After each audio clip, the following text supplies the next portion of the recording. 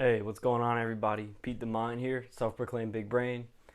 I want to take today to check out that new Drake track. It's called Laugh Now, Cry Later, and it is the lead single off of the Canadian recording artist's sixth studio album.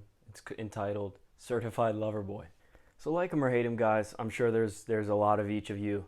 One thing you got to admit is that it was, in fact, Jimmy from Degrassi that was able to run the hip-hop game for about 10 years. And when I say run the hip hop game, I don't mean hardcore hip hop.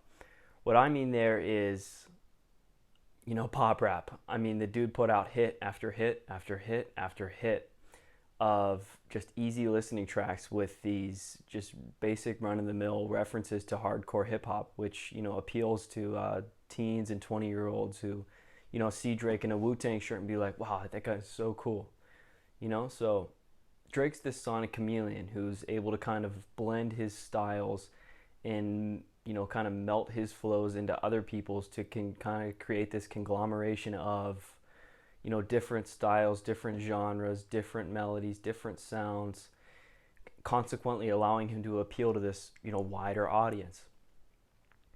So in my mind, there's really three types of Drake. There's the braggadocious, overconfident Drake, and that's the Drake that we see on albums like Nothing Was the Same, or If You're Reading This, It's Too Late. And of course, there's also the closed off kind of jaded Drake, the anxious Drake that you see on stuff like 2016's Views or 2018's Scorpion. Finally, there's the simp Drake, which is the guy that just can't help but put women on a pedestal. That's the Drake that you see in stuff like Take Care, Thank Me Later, or So Far Gone. What we got today is more of that braggadocious Drake mixed with a tinge of the, simp Drake, and I say that because this track is very high energy. It's got a lot of hype surrounding it. The horn beat is really great, but at the same time, it came off of an album called Certified Lover Boy, so that leads me to believe that maybe there's this element of lust for women or longing for missed connections or something like that. Regardless, it's Drake at his best. I think that braggadocious sound is a suit that Drake wears very well, and I think he knows that he wears that very well.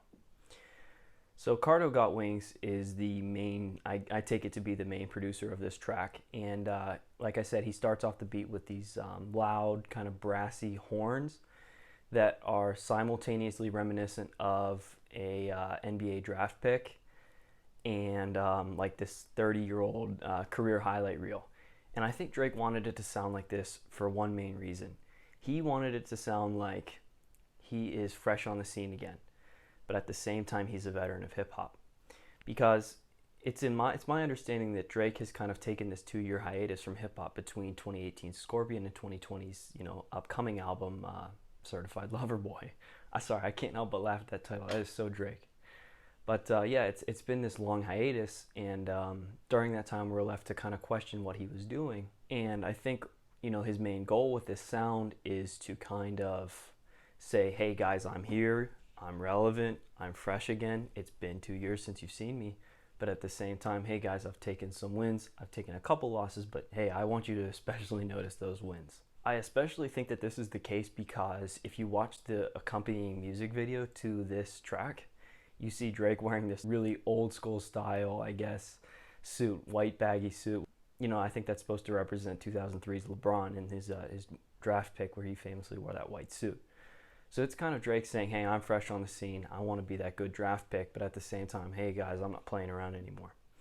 And that's especially the case because I'm going to say Drake's got some chops on this track. For a guy that got bodied, absolutely destroyed by Pusha T in 2018, due to that whole beef with him over the kid and Drake not being comfortable with his identity. He's pretty brave here. He goes on to diss Kanye West and diss Pusha T. Push being a longtime friend of Kanye West's, also his label mate for Good Music, the president of Good Music, and also choosing him to be the executive producer of his 2018 album, of course, entitled Daytona, an album which I liked a lot. So for Drake to come out and diss these guys 2 years after the fact is Drake saying, hey, I'm fresh on the scene. I'm ready to fight. Let's get back to it. And he comes out with that first diss and actually the chorus. So he says, we took a trip, but now we back on your block, basically, and it's a ghost town. So there's a lot to unpack in this one bar here, I think. Basically, what Drake is saying is, hey, I took a break because I took a loss. At the same time, that's kind of Drake saying, I'm coming back on the scene. I took a trip. Drake is saying, hey, we came back for you guys 2 years after the fact, and it's a ghost town. You guys aren't around anymore. You guys are irrelevant. And that was Drake's original case, kind of in 2018's Duppy Freestyle, but he wasn't able to execute it as well because Pusha T came back and smoked him. But I know it's them because of Drake's second of the two disses, which is during his first verse. Drake says, distance between us isn't like a store, it's not a closable gap. So as you know, in 2020, just this year, Kanye West announced his new kind of endeavor with Gap, where he's going to be partnering Yeezy with Gap, hopefully to sell some clothes or just some kind of designer line. But Drake is using that as kind of like, he's playing off words here, using that as a simile for, hey Kanye, there's a big disparity between us now. You might have been my hero in 2009. You might have some of the most influential hip-hop albums of all time. You might be my personal favorite artist. But hey, I'm better than you now. I'm coming back with a vengeance.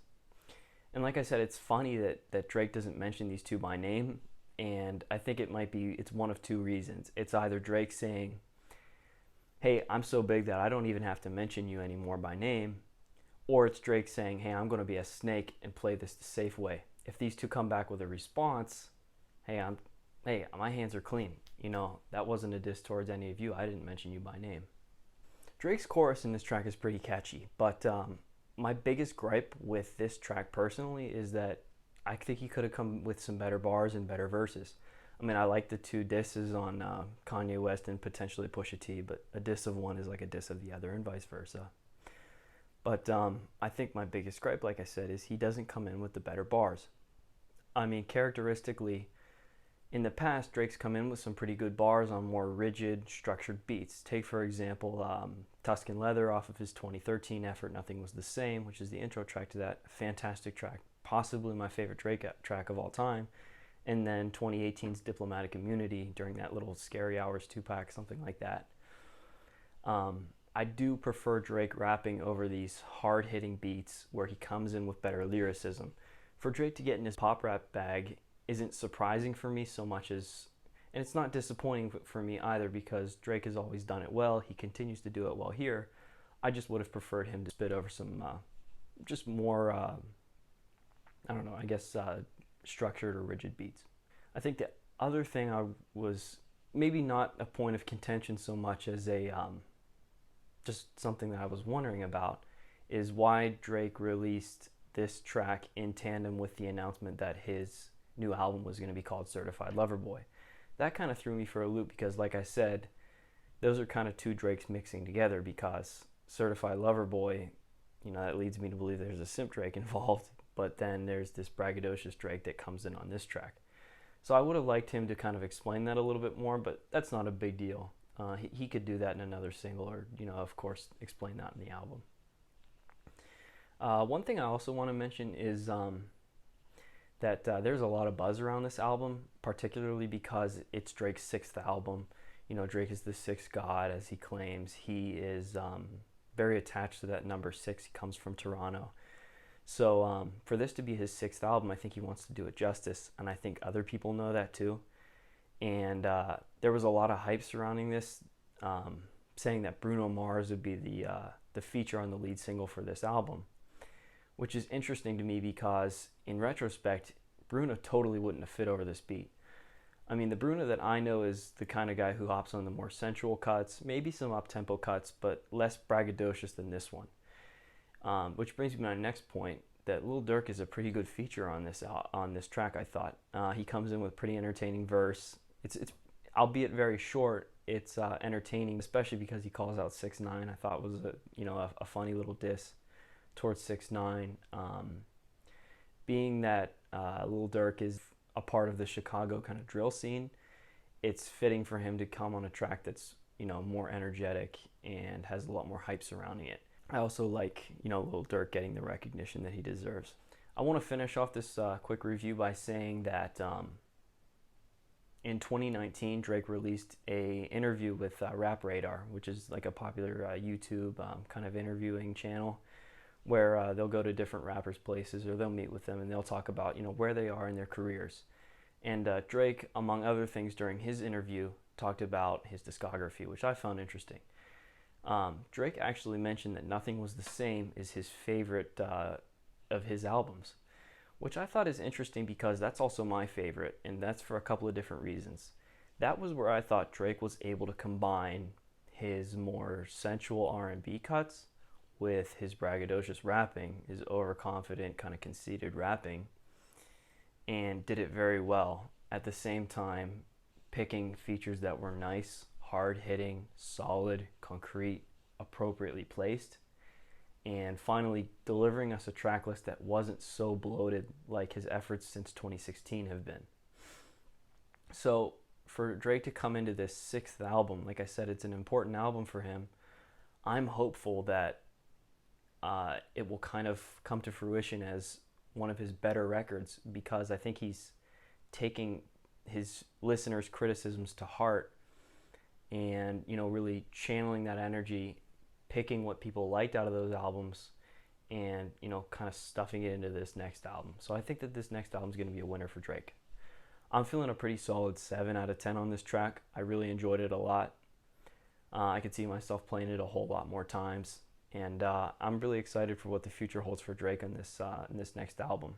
But hey, don't let my take become your take. Let me know what you thought about this in the comments. You think I'm totally off? You think Drake's done better? Maybe you think Lil Durk wasn't a very good feature here. You thought his feature wasn't entertaining. Hey, let me know in the comments. Otherwise, like and subscribe, and don't forget to visit my channel for more of these honest hip-hop reviews. And there you have it, guys. That's Laugh Now, Cry Later by Drake.